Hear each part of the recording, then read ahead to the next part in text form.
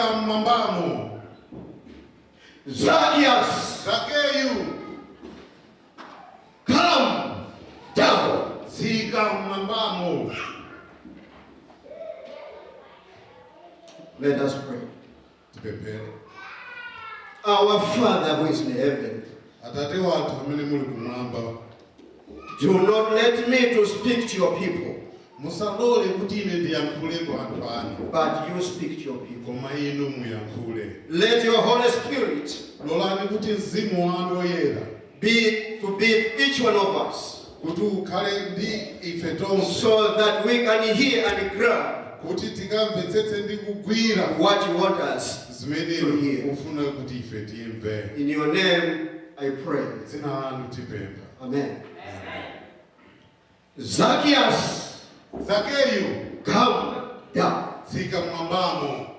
Luke's account of Jesus entering the house of Zacchaeus Luka pamene akunena za momwe Yesu analowera nyumba ya Zakeyu stands fittingly as the last of Jesus' details or dealing with outcasts.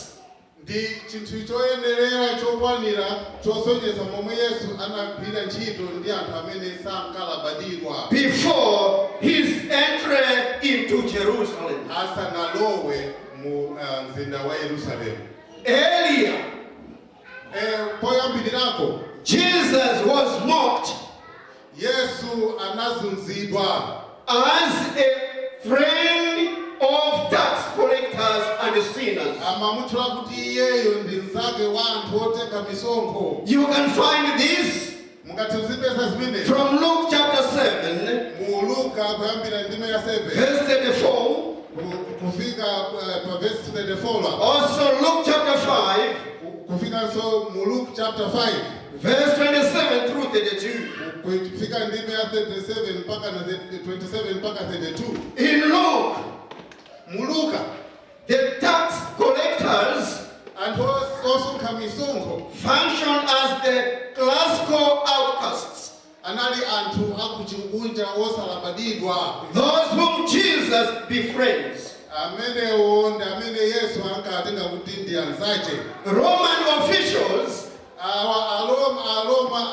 akuluakulu a Chiroma contracted with local business persons ankagwirizana ndi anthu amabizinesi ammaderamo to collect the prescribed indirect taxes, kuti adziteka misonkho ina mina mosayenera nkomwe, tolls, kuti azitenga zonse zofunikira zoyendesera bwino, tariffs, azitenganso misonkho ya zinthu zolowa mu mzindamo, and customs fees in a given area. kumasenganso misonkho ya custom malomo. These business persons, Anthu amabizinesi amenewo the chief collectors, amene anali otenga zinthu zimene zilimonga misonkhoyi were required to pay the contract in advance. amayendereka kuti adzipereka ndalamazi kwa Aromawo asanayambe kugwira ntchitoyo. They would then employ others to collect the taxes Ndiye akatero iwo achamkalimba ntchito anthu ena kuti akatenge misonkho ija, with the hope that the amount collected would yield a profit. ndi maganizo onena kuti tikamakatenga misonkho ija tikatenga yambiri kuti tikakhalepo ndi ndalama zoyika mthumba. Zacchaeus Zakeyu cast aside all regard of his own dignity anayika padera kulemekezeka kwake konse by climbing a tree in order to see Jesus, who he was. pokakwera mu mtengo kuti aone kuti kodi Yesu uyu ndi ndani. Joyfully, Mosangalala Zacchaeus responds to Jesus' declaration Zakeyu akuyankha zimene Yesu wamuuza, that he would stay at Zacchaeus' house pomuuza kuti akakhala naye ku nyumba kwake, by promising to sell half of his possessions Zakeyu ananena kuti ine ndigulitsa hafu ya zimene ndili nazo and give the proceeds to the poor. ndikapereka zonse zimene ndagulitsazi kwa anthu osauka. The difference between half zosiyana lapho za hafuzo and all is not the issue. kusiyana kwa za hafu ndizimene ndizonse zimelanali nazo sinkhani imene ili apa iya. Thus the salvation of Zacchaeus chimene ndi chipulumutso cha Zakeyu is told in the form of a miracle story. chikutiuzidwa kwa ife mwanga ngati nthano. Zacchaeus wanted to see Jesus. Zakeyu ankafuna kuti aone Yesu. The story from Luke 19, nthano yochokera pa Luka 19 verse 1 through 10. kuyambira pa verse 1 kukafika 10. The incident occurred when Jesus was passing through Jericho. nthano imene inachitika momwe Yesu ankadutsa kupapita ku Yeriko. Precisely where, kumene inachitika kwenikweni not indicated. sitikudziwa iye. What we know is that chimene tikudziwa ndi chakuti Zacchaeus was called by name. iye Zakeyu uyu anatchulidwa ndi dzina lace kuti iwe Zakeyu. Zacchaeus, Zakeyu come down. tsika mmwambamo. The name Zacchaeus dzina lokuti Zakeyu means the pure one, limatanthauza kuti wolungamayo, but not so wished for. koma osafunika iyayi. The chief publican, amene anali munthu wotenga misonkho. probably a head of man mwina maka anali mtsogoleri or overseer over the local collectors of taxes, wa anthu onse otenga misonkho, of whom there might be a sizable number in Jericho, mwina ku Yeriko kunali kwa anthu ambiri otenga misonkho choncho, with its crimped trade okhala ndi zosachitika kuzooneka bwino, and traffic from the eastern to the western side of Jericho. pokuti Yeriko inali pa njira pamene pamabwera zamtengatenga ndi mtokoma. Zacchaeus desired to see Jesus, iye Zakeyu anafuna kuti aone Yesu, who he was, kuti kodi Yesu ndi ndani, and he could not, ndipo sanathe because he was of little stature, chifukwa anali wamfupi. because of the crowd. chifukwa cha anthu ambiri It was too compact to penetrate kunali kovuta kuti alowerere and not to be seen over by Jesus. kuti akaoneke ndi Yesu. Being short of stature, chifukwa chokuti anali wamfupi, he was of short stature. anali wamfupi, Yet the desire to see Jesus, koma kufuna kuona Yesu, of whom he had heard as the publicans, chifuniro Friends, chokuona Yesu momangati amene anali msache shows that the original of the new man was there before. kusonyeza kuti chiyambi cha munthu watsopano chinali kale mwa Zakeyu. Zacchaeus, Zakeyu a sinner, munthu wochimwa, doubtless in the way indicated, momwe zikuonekeramo akuoneka kuti anali wochimwa, dishonest publican, munthu wotenga misonkho yochuluka kuti adzilemere, but koma he was a son of Abraham anali mwana wa in Abrahamu natural sense.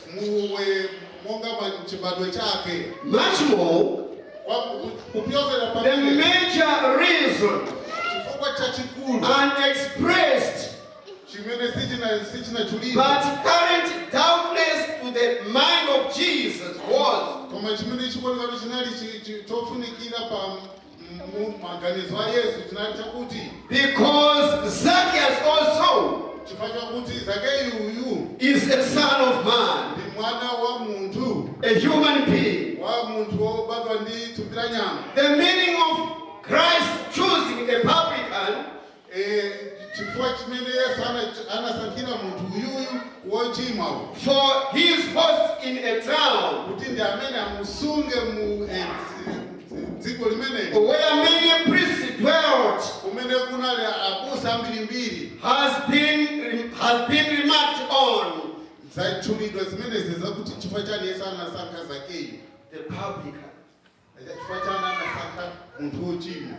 From the story of Zacchaeus, Pa nthano iyi ya Zakeyu I have discovered some of the tools of successful leadership. ndaona kuti pali zinthu zimene tingaphunzirepo za utsogoleri wabwino. That made Jesus to call Zacchaeus to come down in order for him to achieve his goal. Zimene zinapangitsa Yesu kuti amufunse Zakeyu kuti atsike kuti akagwire ntchito yake. Number one, Choyamba, Zacchaeus, the chief tax collector, uyu wotola misonkho kwamkulu wotolera misonkho. his goal, Kuyitanidwa kwake. his goal Chimene anafune kuti was to see Jesus. kuti aone Yesu. In successful leadership, Mutsogoleri wina uliwonse kuti ukhale wopambana. a leader must have a goal. Mtsogoleri anayenera kukhala ndi chiyembekezo. Number two, Chachiwiri, Zacchaeus had agency Zakeyu anali ndi kufulumira. in order for him to achieve his goal of seeing Jesus. Kuti apeze chimene amayembekezera anali ndi kufulumira. He ran ahead Anathamanga of the crowd. kutsogola pa gulu lonse. God's grace constantly comes with communication. Ubwino wa Mulungu umabwera mkuyankhulana. And if you are invited by God, Ngati mwayitanidwa inu ndi Mulungu, you must run after God muyenera kuthamanga kuti mumpeze. and not be speaking about postponements. Osambayika kuti ali mtanditsapanga tsiku lina. A successful leader Mtsogoleri must have agency. anayenera kukhala ndi Zacchaeus, come down. anena kukhala ndi mfulumira. Zakeyu, tsika mwamba. Zacchaeus Zakeyu had limitations. anali ndi He could not see Jesus saka anatha kumona Mulungu because of the crowd. chifukwa chokuti panali mzinda He was of short stature. anali wamfupi. Assuredly, Zoonadi in successful leadership, pakutsogoleri wabwino there are limitations. pamakhala zinthu zolemetsa. Zacchaeus Zakeyu had vision. anali ndi Vision. anali ndi masomphenya. He foresaw the fig tree. Anaona kuti kutsogoloku kuli mtengo. In order for him to achieve his goal of seeing Jesus, Kuti iye apeze chiyembekezo chimene anali nacho choona he Yesu. ran ahead to eat. Anathamanga patsogolo. A leader Mtsogoleri aliyense must have a vision azikhala ndi in masomphenya order to achieve his goal. kuti apeze chiyembekezo chake. Zacchaeus Zakeyu was a man of teamwork. anali wogwira ntchito ndi anthu. He tried Anayesa to communicate kuti ayankhule or to team up kuti agwirizane ndi anthu ena. with the disciples, Kuti agwirizane ndi akuphunzira a Yesu. but he did not make it. Koma sanathe iya. So in Zacchaeus, Tsopano mwa Zakeyu he teamed up with the fig tree. anagwirizana ndi mtengo. He climbed up into a fig tree. Anakwera mu mtengo kuti mtengo uthandize. A leader Mtsogoleri must promote teamwork. anayenera kuti azitsogolera kugwira ntchito. Zacchaeus Zakeyu teamed up with the fig tree anagwirizana ndi mtengo that he was fruitful, kuti upeze zipatso. that he was fruitful and achieved his goal of seeing Jesus. Chifukwa chogwirizana ndi mtengo zinathandiza iye. My fellow Christians, Yesu. my fellow leaders, Inu abale anzanga. Saints, people of God, A Mulungu. listen to me. Veterani. Teamwork Ntchito yogwirira bwino limodzi and unity ndi kugwirizana are the best tools needed for successful leadership. ndizofunikira kuti utsogoleri uyende. And I said to you this afternoon, Ndipo ndikutero masalano. Zacchaeus, Zakeyu come down. tsika mmwambamo. Zacchaeus Zakeyu was creative. anali ndi maganizo He knew his problem, anadziwa kuti vuto lake that he was vertically challenged. iyeyu musiku ndi wamfupi He was short in stature. anali wamfupi kwambiri musiku That he used creativity and he humbled himself koma anagwiritsa ntchito maganizo ake nadzichepetsa by climbing into an ordinary fig tree. nakakwera mu mtengo. People of God, Anthu a Mulungu know this, that ziwani kuti in leadership, utsogoleri human effort zochitika za munthu and creativity ndi maganizo ake are essentials for successful leadership. zofunikira kuti utsogoleri Just calm down. Zakeyu tsika mwambamo. He knew Zacchaeus.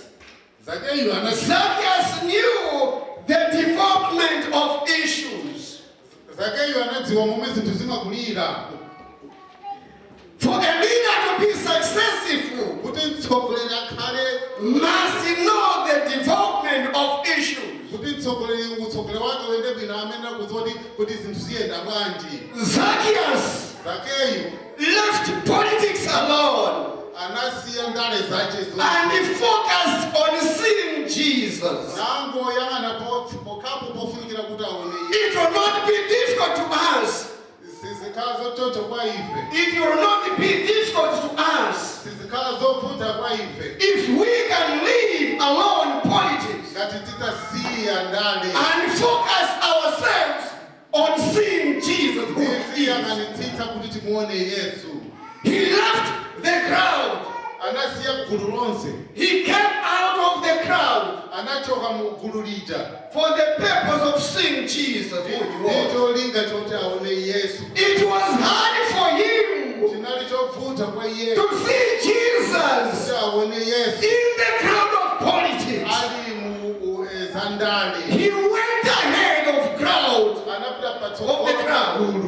for him to achieve his goal of seeing Jesus. Kuti akwanise chimene iyeyo amafuna. My fellow believers Anzanga and leaders, ndi atsogoleri. we must leave the crowd of politics alone Tiyenera kusiya ndale. if we desire to be successful in leadership. Ngati tikufuna kuti tipambane pa A leader mtsogoleri must not be involved asakhale ndi in the crowd of politics. mtsogoleri asakhale ndi Since leadership chifukwa choti is not a political power play. utsogoleri si ndale iyayi. Zacchaeus Zakeyu was self-esteem.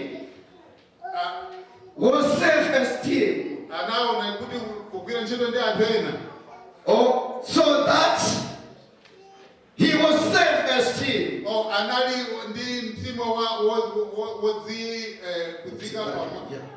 He never gave up Sana taye mphayi iyayi. until he achieved his goal of seeing Jesus. Mpaka atakwaniritsa kumuona Yesu. A leader Mtsogoleri must never give up. Even if ngakhale he is facing with challenges. ngakhala kukumana ndizovuta There can be the challenges of the crowd, pangakhale kuvuta kwa mzinda. like Zacchaeus. Monga ngati Zakeyu Never give up. osataya mtima. Soon, Posachedwa the voice of the Savior mawu a will be heard. mudzawamva. My son, Mwana wanga calm down. dzika mwambamo. Because of his self-esteem, Chifukwa cha kudzikonda kwache the family was saved. banja lake linapulumutsidwa. And Jesus said to him, Ndipo Yesu anati kwa iye, Today, lero salvation has come in this house chipulumutso chabwera mu nyumba iyi. because he is the son of Abraham. Chifukwa uyu ndi mwana wa Abrahamu. A leader Mtsogoleri must think of saving his own families first before saving others. anayenera kumaganizira zopulumutsa nyumba yace asanapulumutsa anthu. Zacchaeus Zakeyu come down. tsika mmwambamo. Zacchaeus received effectual calling. Zakeyu analandira kuitanidwa. It is a very gracious truth, or effectual calling is a very gracious truth. Kuitanidwa uku ndikwa kwachoonadi. Let us guess this from the fact that Tieni titenge ichi kuti Zacchaeus was a caricature Zakeyu anali muntu wa makhalidwe ake, whom we should expect the last to be saved. Zakeyu anali ndi makhalidwe onena kuti ife anthu ona tinganene kuti amene asadza kulumuka iya. He belonged to a bad city, Anali kukhala mu mzinda woyipa. Jericho. Jericho. You have heard a lot of story about Jericho. Mwamva nkhani zambiri. And even Jesus ngakhale Yesu said a parable about Jericho. anayankhula za nthano ya Yeriko. The Good Samaritan. Nthano ya Samaria wokuma. Jericho was a city Yeriko unali mzinda which had been cursed. umene unali otembereredwa. And no one would suspect that anyone would come out of Jericho to be saved. Ndipo palibe amene wankakhulupirira kuti munthu angachokere ku Yeriko wodzapulumutsidwa. My fellow Christians, Akhristu anzanga, it matters not where you come from. sizilabadira kuti muchokera kuti. You may come from one of the dirtiest streets. Mungathe kuchokera mwina ku msewu umene uli woyipitsitsa.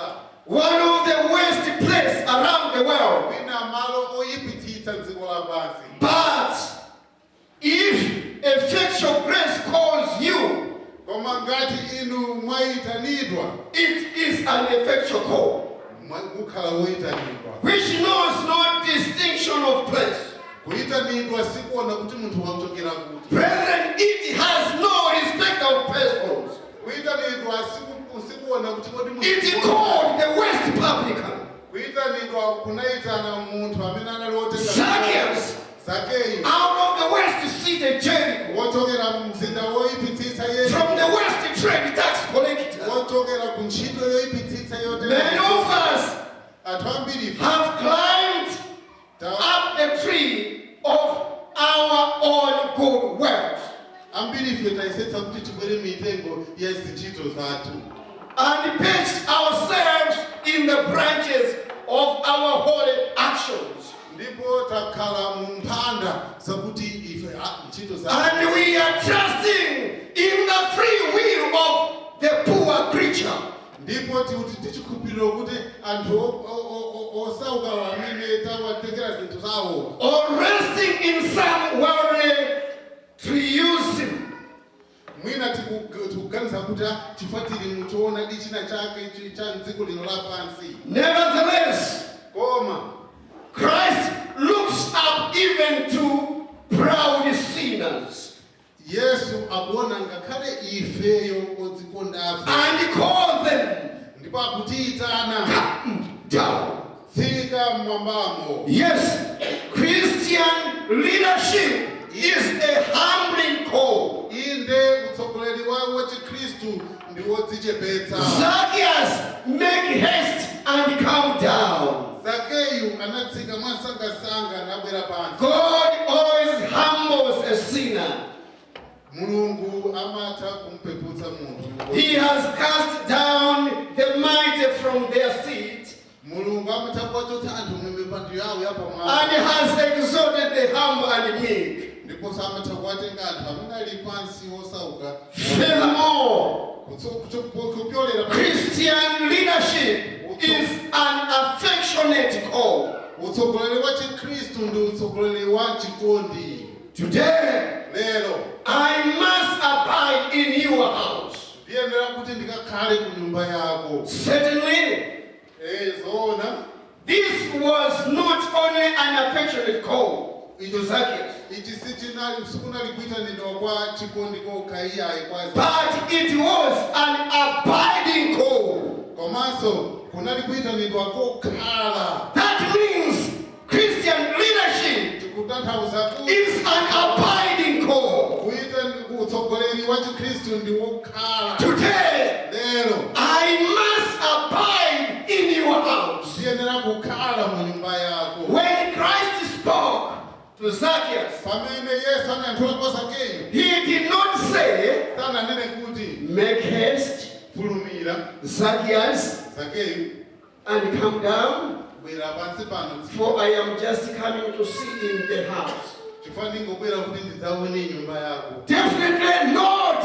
Ayi sanatero. However, Jesus said, Yesu anati I must abide in your house. tiyenera kubwera kuti ndidzakhale nyumba mwako. Come down. Tsika mmwambamo. I am coming to sit down Ndikubwera kuti ndidzakhale nawe to pansi. eat and drink with you. Kuti ndidzadye ndi kumwa ndiwe. Come down. Tsika mmwambamo. I am coming to have a meal Ndikubwera kudzadya nawe. with you. Ndiweyo. Just come down. Tsika mmwambamo. Correspondingly, Mofanana Christian leadership utsogoleri wa Chikristu is a necessary call. ndi chinthu chofunikira. I must abide. Ndiyenera kukhala nawo. It is necessary that the children of God Chofunikira kuti ana a Mulungu should be saved. apulumuke. I don't suppose it. Sindikuona kuti I know it for a certainty. ndikuona kuti ndicho chotsimikizika If God says, kuti Mulungu akati I must, ndikuyenera, there is nothing standing against it. Mulungu akanena kuti ndiyenera, palibe chimene chingamuletse. Let him say, Mulungu anene must, kuti chiyenera, and it must be. kuti chiyenera kuchitika, akati chiyenera. Mainly Kweni to Zacchaeus, kwa Zakeyu this appeal kuitana uku of Jesus kwa Yesu was a successful one, kunali kupambana, aimed at the fruits it brought forth. ndipo zipatso zimene zinabwera kuchokera pamenepo. Zacchaeus' door was open. Chitseko cha Zakeyu chinatseguliwa. Plenty food placed on his tabletop. Zakudya zinali zambiri nyumba mwake. Important was his heart. Chachikulu chopambana chinacho kuti mtima wake unali wopambana. Splashed were his hands. Manja ake anali otambasuka. Broadened was his sense of right and wrong. Mutu mwake unadziwa choipa ndi chabwino. Delighted was his feelings. Ndipo anali wosangalala. My fellow leaders, Atsogoleri anzanga, sinful as we are, monga ngati ochimwa, we must know that tiyenera kudziwa kuti God, Mulungu, we must know that tiyenera kudziwa kuti God calls us Mulungu amatiitana ife to work for him in his vineyard. kuti tingwirire ntchito mu mpesa Just come down. kungoti tingoyenera kutsika. If God calls, Mulungu akatiitana, it will be a powerful call, kukhala kuitana kwa mphamvu, not a call which we overhear osati kuitana kumene tangomvetsera and then be unable to remember, koma osatha kukumbukira, but one which harvests good deeds. koma kutsala kuitana kumene kudzakhala ndi ntchito zabwino. Come down. Tsika mmwambamo. For now, Chifukwa tsopano, unlike Zacchaeus, monga ngati Zakeyu, Jesus is calling us to work for him and be successful leaders. Yesu akutiitana kuti tigwire ntchito yace kuti tikhala atsogoleri. The leaders who can first lead their families to salvation before serving others. Atsogoleri amene angathe kupulumutsa nyumba zawo asanapulumutse. Zacchaeus, Zakeyu, come down. tsika mmwambamo. Zacchaeus, Zakeyu, come down. tsika mmwambamo. At the moment, Nthawi ino, will you plan to become better acquainted with Jesus by accepting this call? kodi ndi cholinga chanu kuti ino mugwirizane ndi Yesu pakuvomera kuita nawo. My fellow leaders, Atsogoleri anzanga, brethren, ladies and gentlemen,